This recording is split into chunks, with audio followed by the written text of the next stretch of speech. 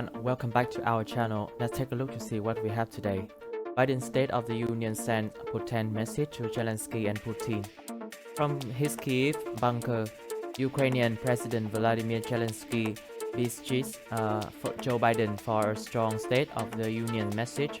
The US President delivered declaring Russia invasion as the first unifying battle in democracy, new duel with tyranny. Biden delivered a stirring rallying cry for the free world on Tuesday night as new explosion rocked the Ukrainian capital, where Zelensky is hunkered down, fighting off a fierce Russian onslaught alongside civilians who have taken up arms.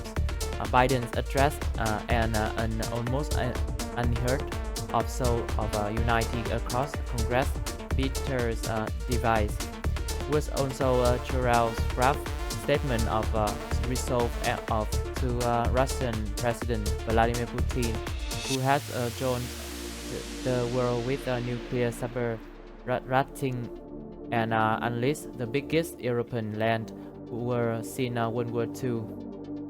In the battle between democracy and autocracy, democracy are rising to the moment and the world is clearly choosing the side of peace and security. This is the real test, Biden said, but warned of a long struggle ahead, adding it's going to take time. Biden framing of the Ukraine conflict as the beginning of an epochal struggle for freedoms threatened by a dictator underscore. One of the key themes of his presidency is also almost exactly paralleled the pleas of Zelensky, who has emerged as an iconic global figure as his vow to defend his country. Biden is one of the leaders of the world, and it is very important that the people of the United States understand that despite the fact that the world is in Ukraine, it is a world for the values of democracy, freedom, Zelensky said. It was a call that Biden answered the president stepped up in the House of Representatives at a time when his presidency is beseeched by seeking approving ratings, high inflation, soarer gasoline price, and exhaustion over the pandemic that is now heading into the third year.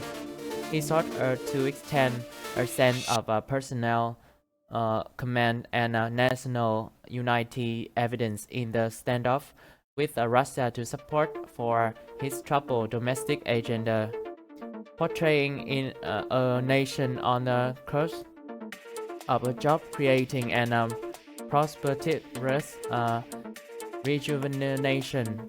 I know this nation will meet the test, protect freedom and liberty, expand fairness and opportunity, and we will save democracy, the president said in the crescendo of his speech.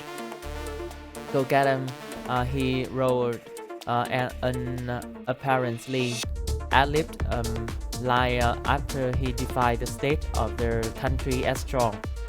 Biden's speech was one of his more confident agreement for his agenda, as a tweak ex-President Donald Trump mocked infrastructure week by declaring his new deportation law had created an infrastructure kit both to fight off opioid abuse and to fund the police, not defund them. But the stony face of Republican senators has returned to domestic policy threat, the deep political disconnect in the country that threatened to turn this year's midterm election into a disaster for Democrats. The clear disagreement on issues as diverse as tax policy to gun control and abortion to healthcare spending only made the unified stand evidence on Russia in the House, where many lawmakers wore the blue and yellow color of Ukraine. Even more striking, in a chamber that has recently witnessed the vicious distrust between Republicans and Democrats during the pandemic, there really was a sense of the world of the strength. Biden said Putin was encountering across the globe as lawmakers in a rival party stood to applaud the president. A historic moment.